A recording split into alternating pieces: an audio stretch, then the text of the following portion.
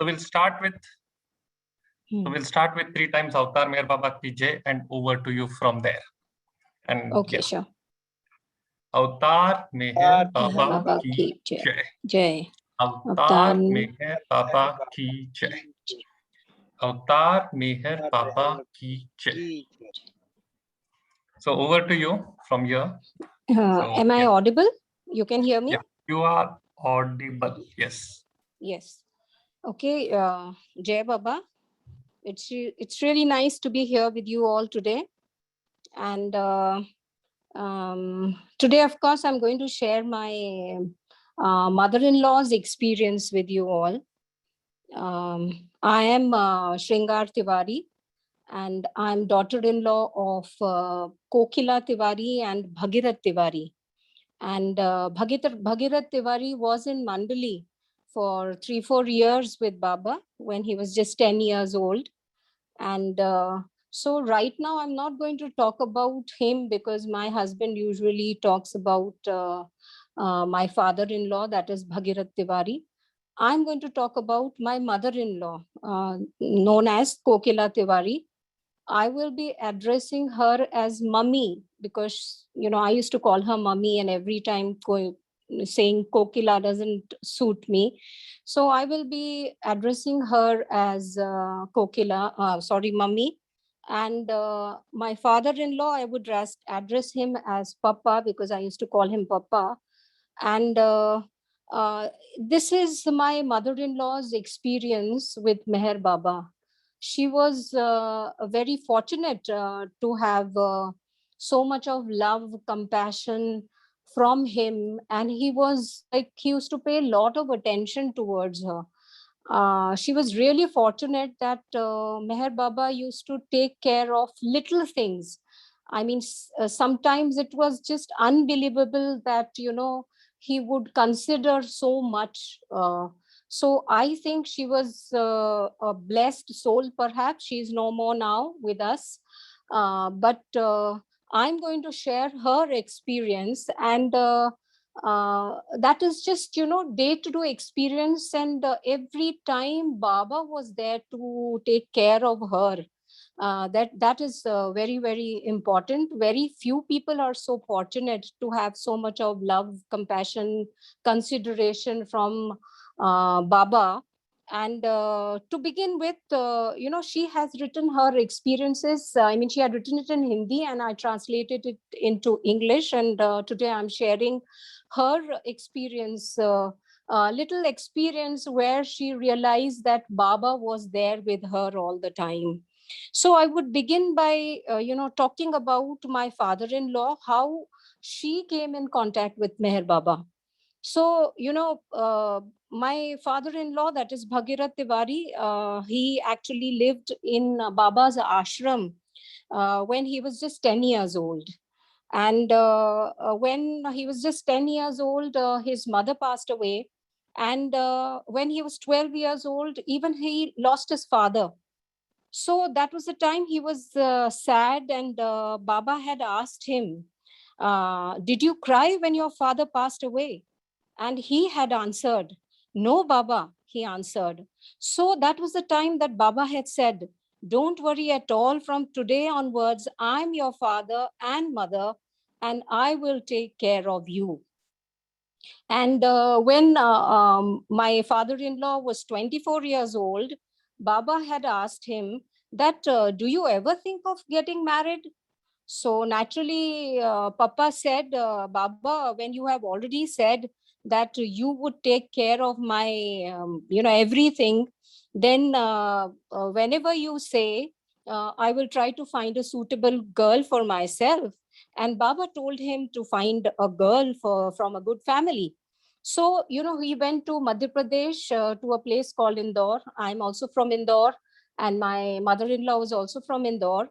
So my father-in-law went to Indore, and that is where he came in contact with my mother-in-law. That time she was just 14 years old. And those were the days. This is maybe around, I think, 1947 or 48. So those were the days where when girls were married at a very young age, and she was just 14 years old. And plus they were 5 sisters, and she was the eldest. So father thought that, it is better to get the eldest daughter, married earlier, because he already had 4 daughters to marry. So she was very young. I mean, she was just 14 years old. So she had no idea exactly what marriage is. And of course, my father-in-law liked her, and and she also came to know that the person she is going to marry has a guru. She had no idea. She had never heard of Baba, and so for her, her husband having a guru was something like, she had some misconception regarding guru. It was like, having a sadhu who's wearing saffron color clothes, and the typical sadhu kind that we have in India. So and somehow she was like, even I will have to serve this sadhu who is, who wears this saffron dress and all that. So but later on, when she got married, and then she came to Ahmednagar. And when she met Meher Baba for the first time, when she went to see Meher Baba for the first time, she actually, like, she was enchanted to see such a beautiful person, and his beauty was so captivating. And she was shocked to see Baba. And Baba offered her one orange and a rose. And he just looked at her, and maybe Baba could understand, or he realized what is going on in her mind. And she had this question that, are you really God? This kind of question was there in my mother-in-law's mind.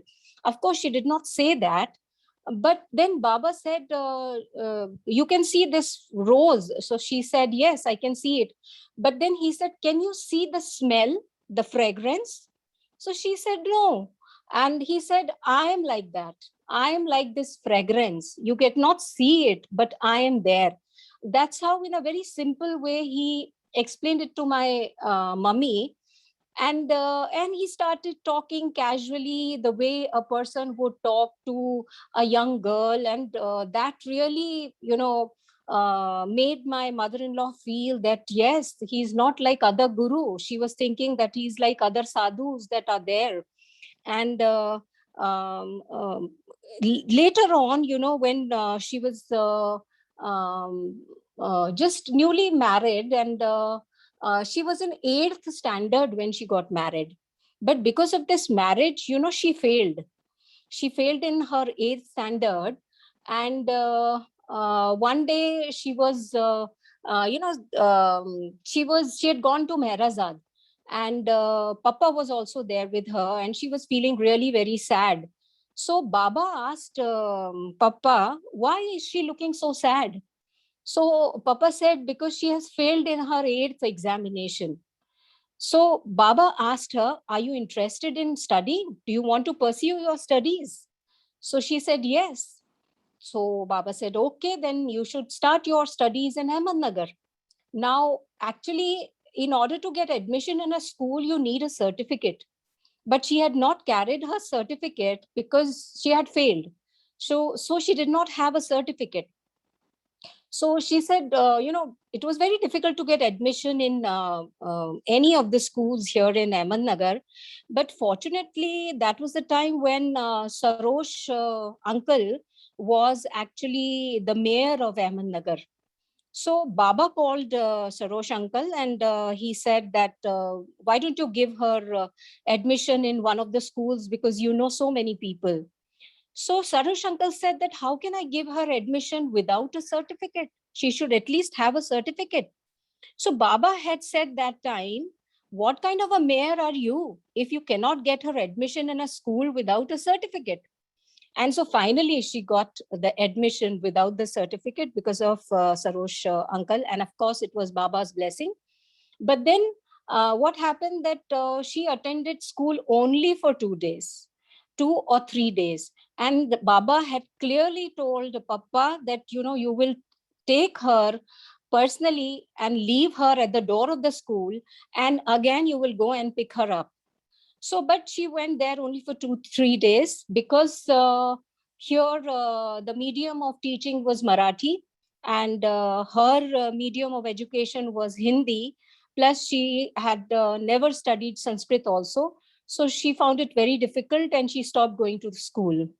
Then later on, I mean, why I'm saying all this, because Baba used to pay attention to little things, that was really, I feel that my mother-in-law was a blessed person, that Meher Baba used to pay attention to such little things.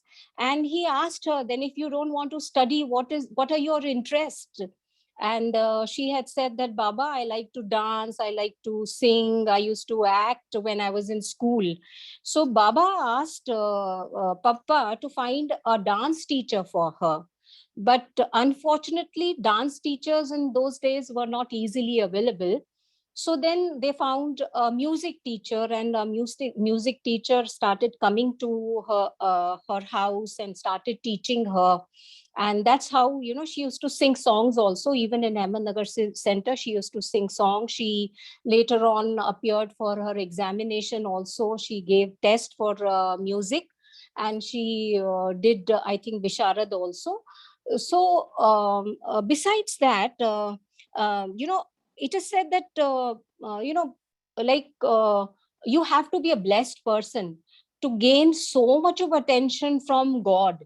And when she was newly married, Baba invited her or sent her a message that you have to come to Mehrabad because there is a Qawwali program. And my mother-in-law, along with Rustam Kaka, he had a car. So all these people, and there were 2-3 other people also there in the car. So they all went to Mehrabad, and my mom and mother-in-law was going there for the first time. And when they went there, all others got down from the car and they walked towards the Qawwali that was there. And, when they reached there, to her surprise, Baba was waiting for these people. And Baba told other people to go from the other way. And they said, Kokila, you come along with me. And he, carried her towards the place where all the Mandali people were sitting. And he personally introduced my mother-in-law to Mehra auntie, Mani auntie, Norena, Kittina. Kitty was there, Elizabeth Patterson was there, and many others. And so, she felt, wow, Baba is taking so much of, care and attention. And then, of course, because, they were living in a place called Parner, which is close to Ahmednagar, and it was a joint family. My mother-in-law was having problem adjusting with the relatives and, other people. And Baba was so considerate that he told Papa, that is Bhagirath, to move to Ahmednagar permanently. But then where to stay? The question was, he said, you try and find a good place where you can stay. But it was very difficult to get a rented house in those days. So finally, Baba said, why don't you come and stay in ice factory where the male Mandali was living? And they were very soon going to vacate that place. So this Baba said, you come and stay here in this ice factory.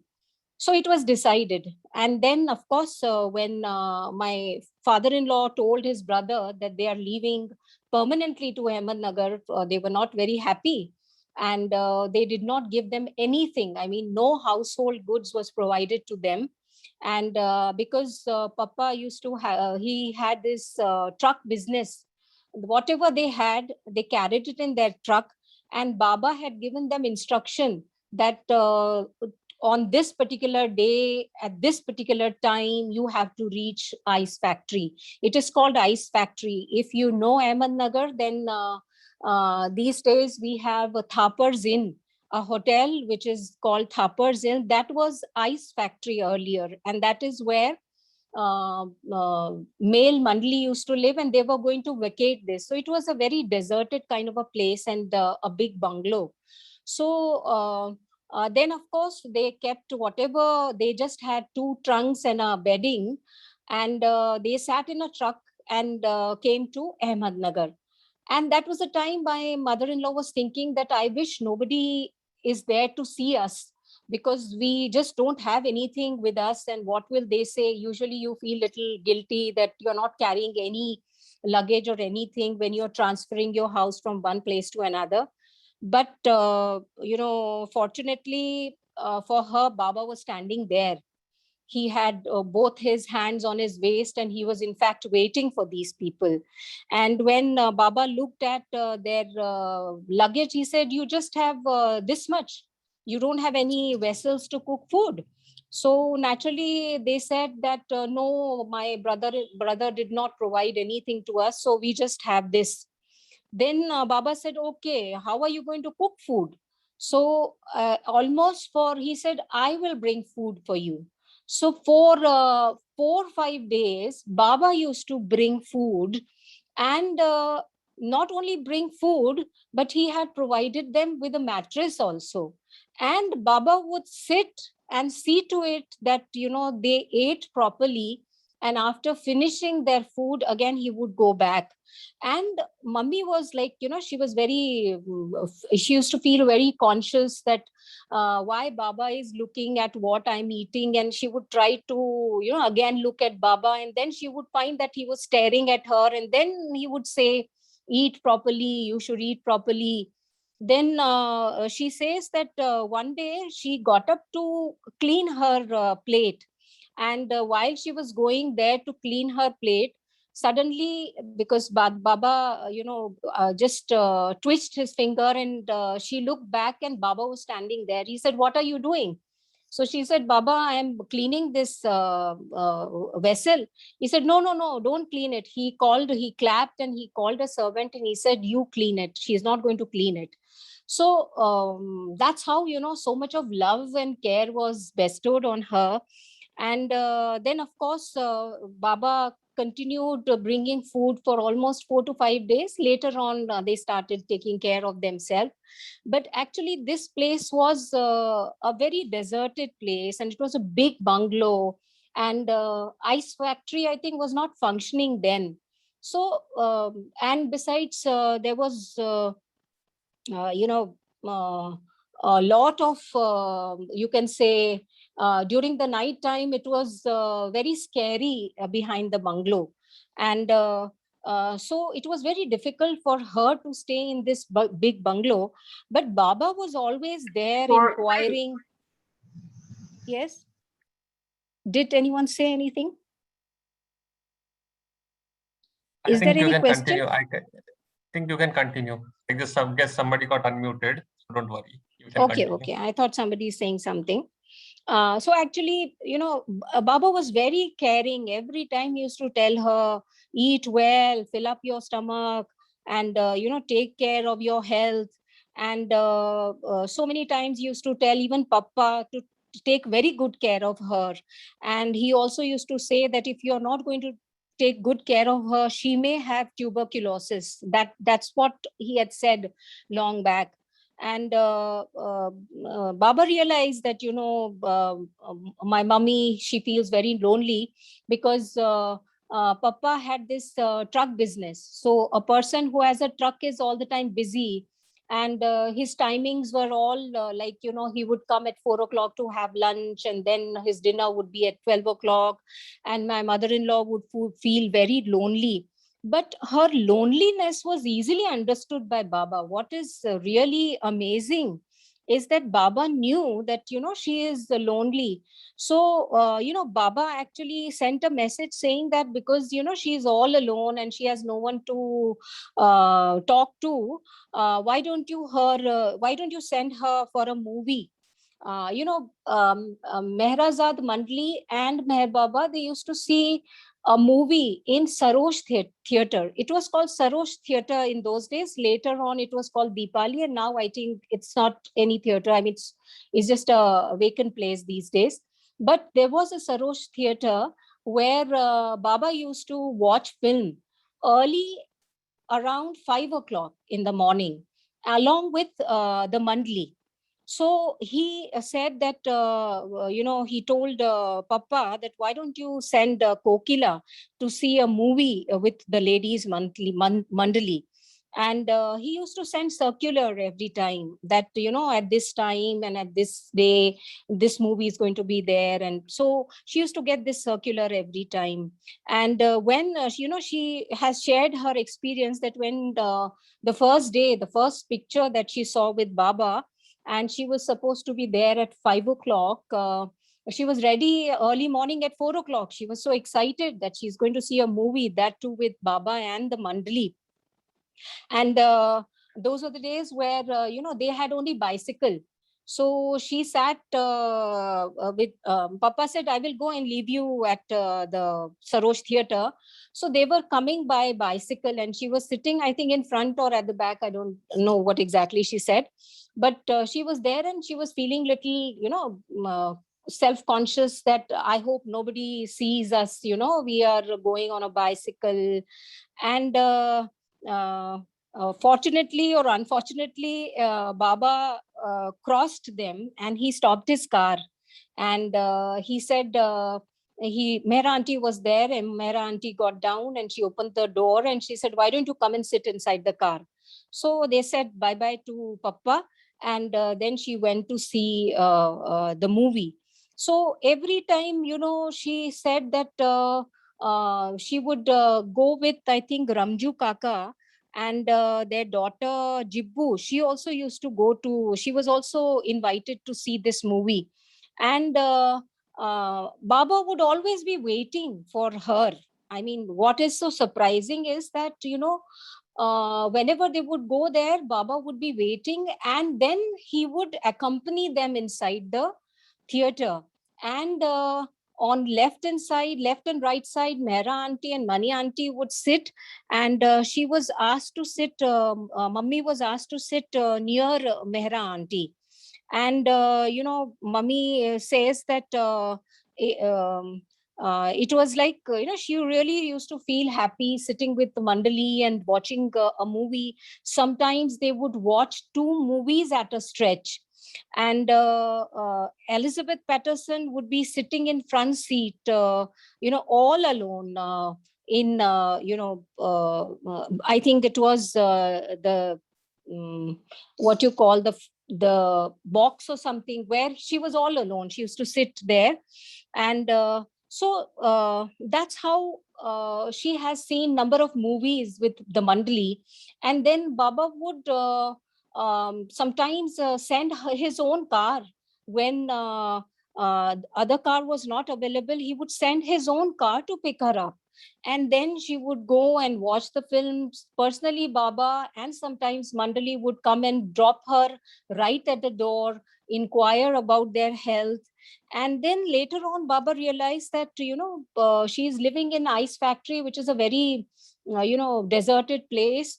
So she said, I think because Bhagirath is, or Papa is most of the time out of the town, she said, would you like to live in Khushru quarter? And so of course she was very happy, because living in Khushru quarter was, I think, the best thing she could think of, because it is a very safe and secure place. Baba would be coming there every day. So Baba, along with Mummy and I think Mani auntie and Mehra auntie, all of them, Meru auntie, they were there, and they went to see the place. And he said that this enough? He showed only one room, and he said, is this enough for you all? So Meru auntie said, no, Baba, I think 1 or 2 rooms should be added, because they should live life comfortably. One room is very small. So Baba said, okay, fine, now they can live in one, they can add in 1 more room. And It is the same place where right now Rama auntie and Rajeshri and all live there. That was the place where mummy and papa used to live. And so she started living there. Then, actually what happened when she was there, frankly speaking, my mother-in-law's nature was little difficult to understand, in the sense she used to find it very difficult to adjust with people. But she had the blessing of Meher Baba. So when she started, living there, as it is, she was very young. She was, she got married when she was 14 years old, and maybe right now she was 17 years old. So Baba gave her some orders, and but she was sincere in following all his orders. And he had ordered her not to go alone anywhere without papa. And second order was that she was not supposed to talk to gents. She was not supposed to talk to any gents. And third order was that she was forbidden to go at the back of their house, where they were living, because it was a big compound. And backside was really very risky and dangerous, especially during the night time. So, but she obeyed the orders very sincerely, and she never used to go to anybody's house without papa. That she sincerely followed. And Baba took great care of her. He every time used to tell papa that, take care of her. And both of them had opposite nature. Papa was like very, happy-go-lucky kind. He would be out for so many hours. He was not very punctual regarding coming back to home and have lunch. And so that really used to disturb her. And it was Baba who had ordered him to stay in Ahmednagar. Baba had ordered him that you cannot stay out of Ahmednagar for more than 3 days, because he had this business of truck. So sometimes he would go to Bombay and would not return for 5 or 6 days. And mummy would be waiting and crying. Those were the days where mobiles and things were not available, and she was all alone. So she would keep crying, and Adi Kaka would try and console her. So Baba had ordered Papa that you will not stay out of Ahmednagar for more than 3 days. You have to come back. And that really helped my mother-in-law, because for her it was a blessing. And papa had to come back. Wherever he went, he had to be back home, to take care of her. And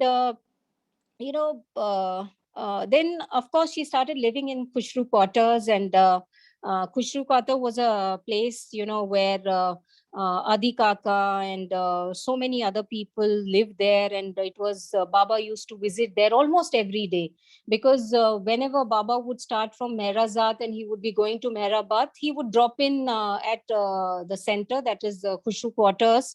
And sometimes he would be there early at 7 o'clock in the morning. And she has shared her experience, where she says that sometimes he would be there at 7 o'clock, and we would be in bed. And there would be a knock at the door, and when she opened the door, she found Baba was standing there. And he would say, so you are still sleeping?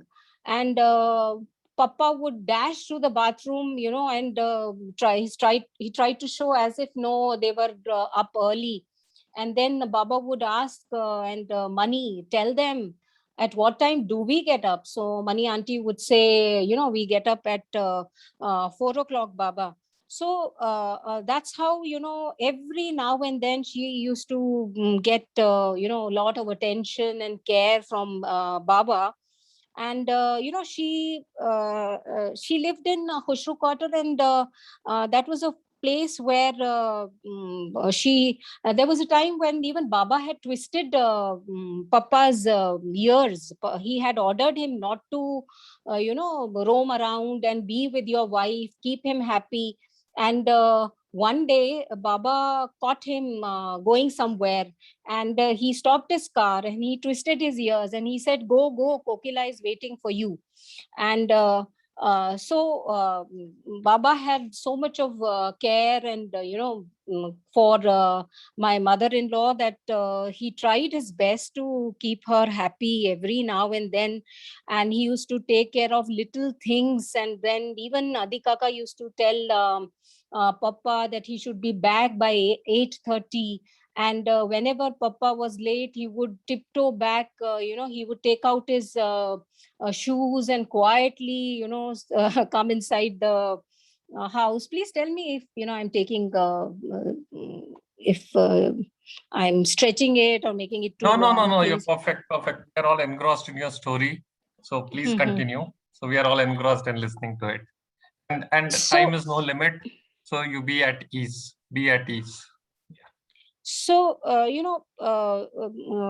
he would silently enter the house carrying his shoes in his hands to avoid any noise and tiptoe in quietly so that nobody should see that he is late. And of course,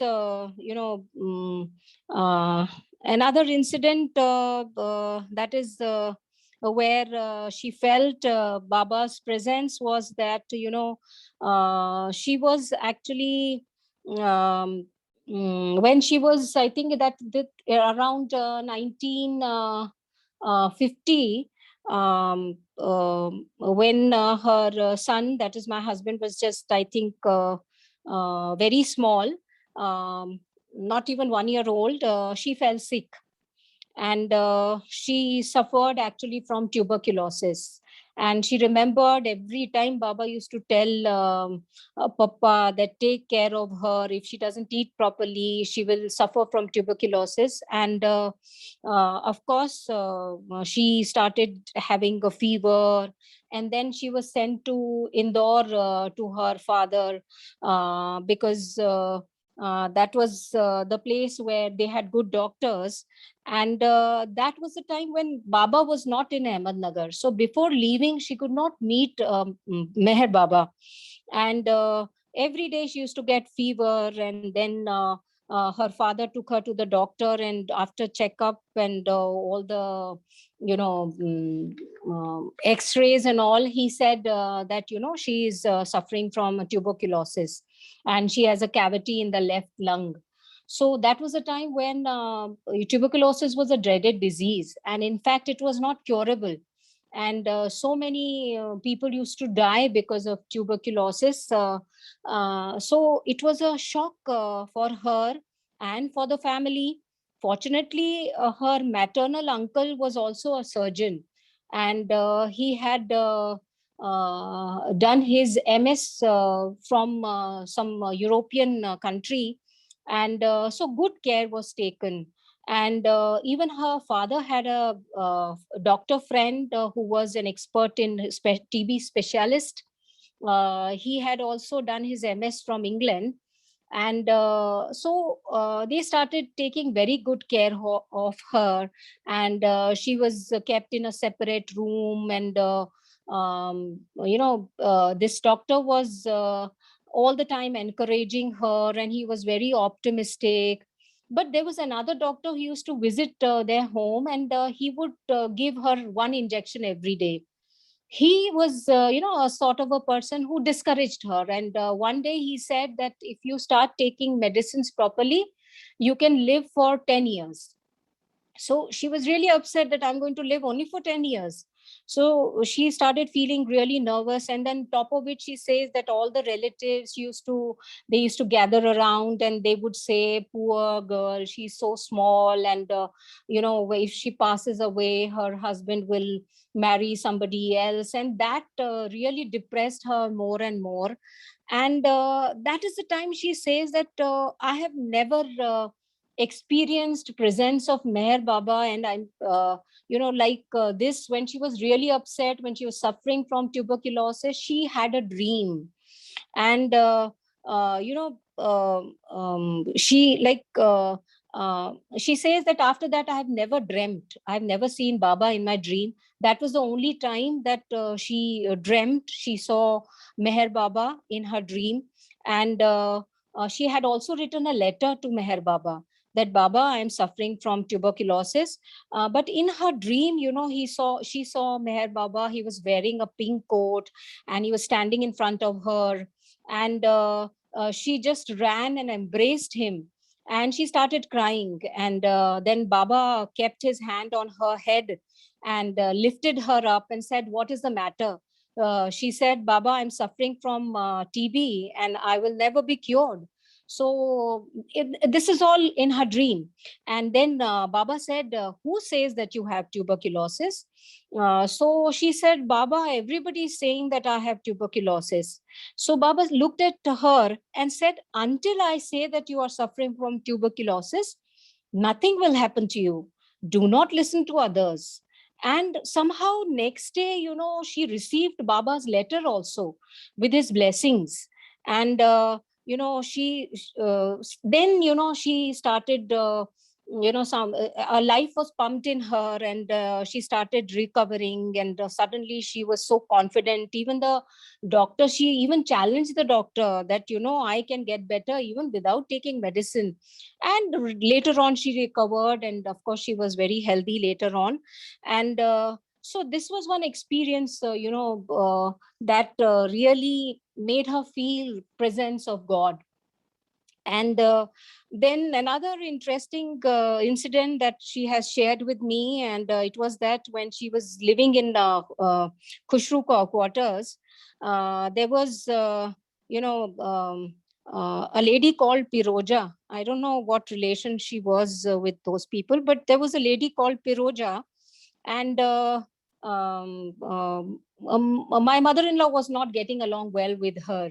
And she was, in a way, she was trying to trouble her, and there was a lot of argument and, sort of a fight with her. And so my mother-in-law wrote a letter to Baba saying that, this Piroja, she is making my life miserable. Please do something. And so Baba came to, this Khushru quarters, and he called Piroja also. He called Mummy also.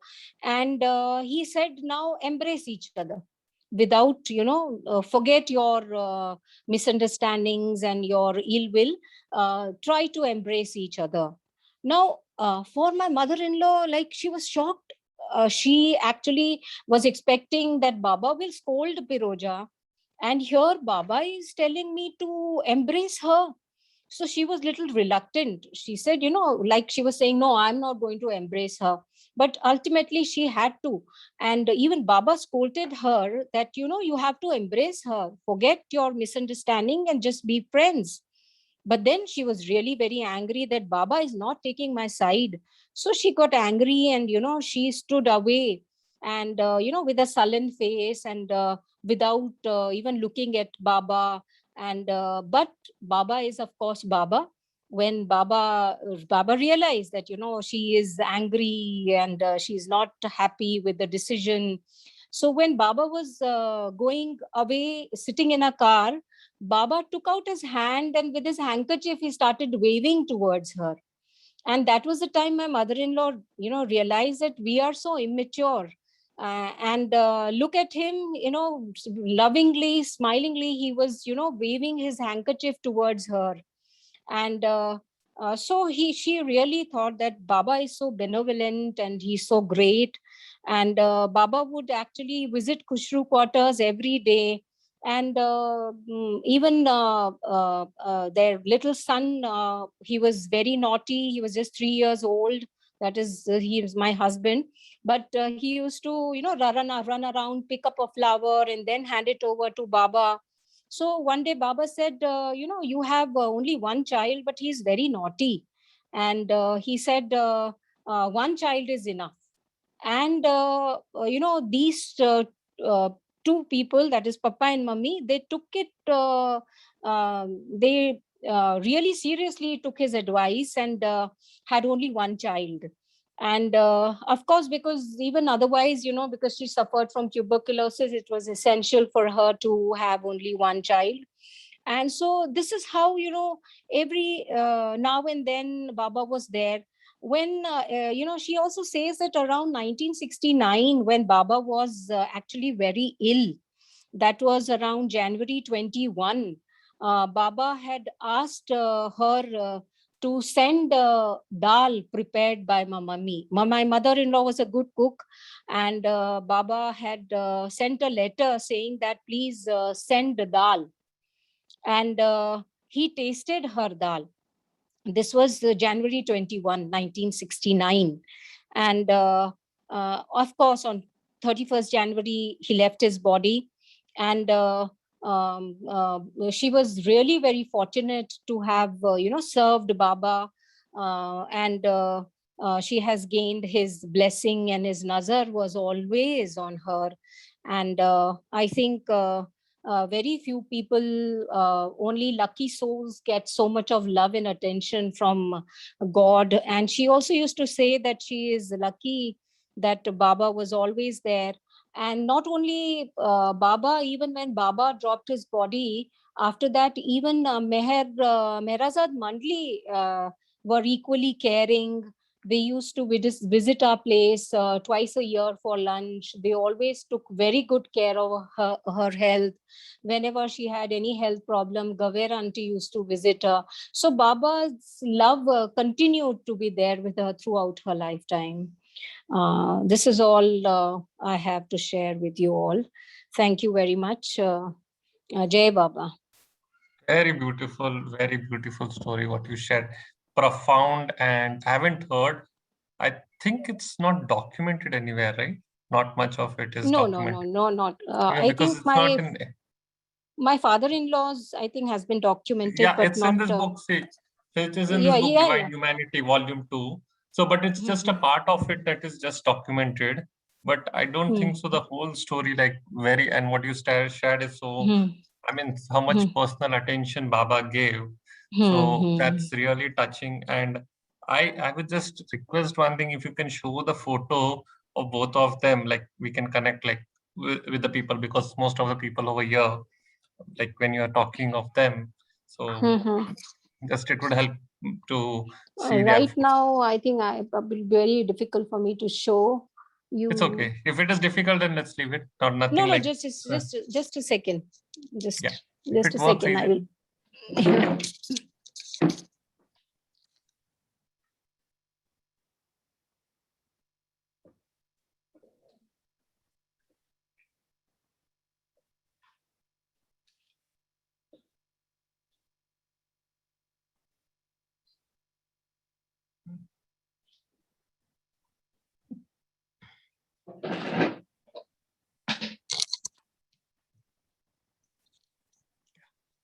I'm not in like this is how he looked. This is my father-in-law. This is how he looked.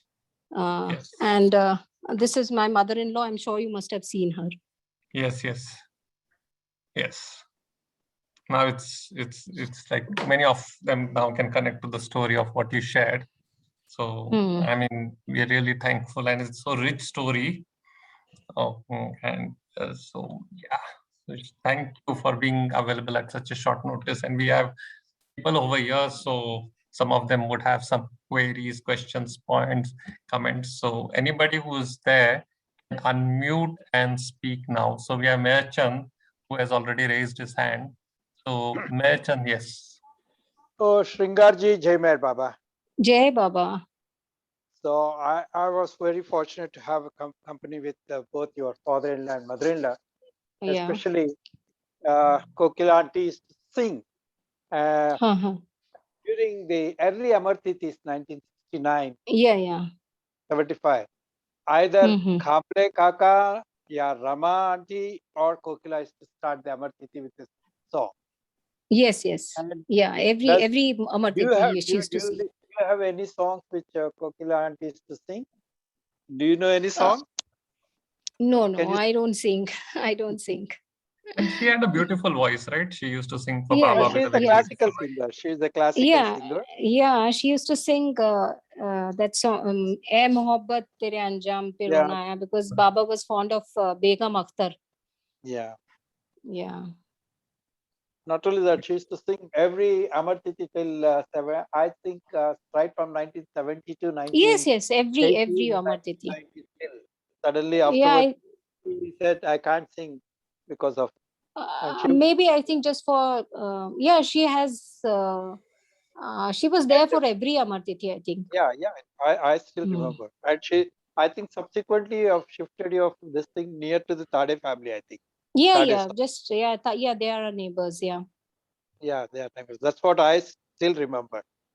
Yes. So, yeah. Jai Meher Baba. Nice to see you. Stay in Nagar? Jai Baba. Yeah, I stay in Nagar. In the same house? Same house, yes. Yeah, do come. Do visit us someday. Deepak's house. Deepak and Deepak's, Deepak is our neighbor. Yeah, we are close to each other. Because I always come because to see Sunita Sai and all. Thade auntie. Okay, then you are welcome. Do visit us. Yeah, Jai Meher Baba. Avtar Meher Jai Baba. Baba. Jai Baba. Jai Baba. Anybody who wants to? Yes. Anybody else? Any queries, questions, comments? This is Prakash. Yeah, we have Prakash. Yes, Prakash. Jai Baba. I think your video is off. I know, because I have this headache that's bothering me, so I thought I'll just lie down and then do. But I was listening to the talk. So beautiful it is, just wonderful. I mean, I'm glad that you could remember all those little details, and that makes it so precious. No, actually, she had written her experience. I mean, I just translated into English. She had written her personal experiences. Yeah, but you communicated so wonderfully, and I think you just wove the whole story so nicely, and then I'm so glad. And it's beautiful to listen to this wonderful experiences your mother-in-law had. And though I've never listened to her, or I'm sure I've seen her in some. You must have seen her. Yeah. But it's great. Thank you so much. I just want to thank you. Hey, Baba. Thank you so much. So Meher Daruwala has raised her hand. So Meher, you can unmute. Jai Baba, just asking, what was your mother-in-law's feelings of shifting to Ahmednagar? Any feelings she had when she shifted first? I think she was happy because she was finding it very difficult to adjust with the other family members. So she was, in fact, very happy to come and stay here in Ahmednagar. Good. Great. She enjoyed there. Yeah. Jai Baba. Jai Baba. Jai Baba. Yeah. Betty, you have anything? Jai Baba. So anybody else? Any thoughts, comments, anything? Oh, just to say thank you. I'm sorry I was interrupted a few times, but I always love to hear the beautiful sharings of stories of Baba with his beloved lovers, the close ones, the dear ones that really had their whole lives enmeshed with him. What a great blessing. It's a great legacy to share, and the beauty of this sharing will live on. And thank you. I hope you can join us again to continue, with your stories if you so desire. Sure. Why not? Yeah. Yes, please. So actually, we would love to hear more. This is just the beginning, so it's like, sure, we could love to have, and especially Bhagirath Uncle's stories. I know they too are so rich and everything. So I would request Brother Rajan to share it in a good time, like whenever he's comfortable, because we would love to listen to that too. Yeah, he would definitely. Because it's like he had so much close connection with Baba. Yeah, he has seen Baba, yeah. And Baba was fond of listening to Shero Shairi. So he used to so many times he used to present his share in front of Baba. So wonderful. Thank you so much. Yeah. Anybody else? Anything? Anybody else who? Yes, Ganesh, can you hear yes, me? Dennis. Yeah, we can hear you, Dennis. Jai Baba. Jai Baba, Jai Baba. Jai Baba. I'm sitting here in Kusher quarters in Ahmednagar. Yeah. And I haven't heard these stories from you, so it's lovely. Yeah, lovely to see you. Always, I've been wondering, where is Ice Factory? Now I know. Thank you so much. So next Good to time, see you. Yeah. I hope you publish that little book and tell the stories in Nagar Center. I have to go to Myrtle Beach to hear your stories via Zoom. But I've been to Myrtle Beach, you know. It was in 2017 we went to Myrtle Beach. It was lovely, beautiful to see Myrtle Beach. How lovely. So I wanted to ask about Kokila in, I came late. Did you talk about the musical, the play, Bauji's play that they did at Saror Cinema? No, I didn't. No, I didn't. That play that they had done, and she had, she was, I think she played the role of Maya. Huh. Yeah, she had played the role of Maya, and that I didn't. Because I don't know much about it. Okay. I don't know much about it, yeah. Tell about it. She was Chaitanya or Maya, and yeah. She was Maya. She was Maya in the play. Maya, okay. Yeah, that was the main heroine. I mean, the main role was hers. It was in 1962, and all the men and ladies Mandali came with Baba to see it. Yeah. Cinema. Yeah, okay, sorry. Yeah. Thank you so much for telling your stories. Thank you, Ganesh, and all that organized. Jai Baba. Thank you, Baba. Okay, so we had a beautiful Friday evening. Thank you so much. So it's like from Sringarji, thank you so much. And it's like we had a beautiful time. And thank you so much. Yes. And so we will conclude this session by 3 times Avatar Meher Baba Ki Jai. So everyone can unmute themselves now. And we will say 3 times Avatar Meher Baba Ki Jai and conclude this session.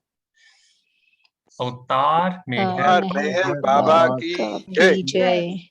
Avatar Meher Baba Ki Jai. Avatar Meher Baba Ki Jai. Jai Baba. Jai Baba. Jai Baba.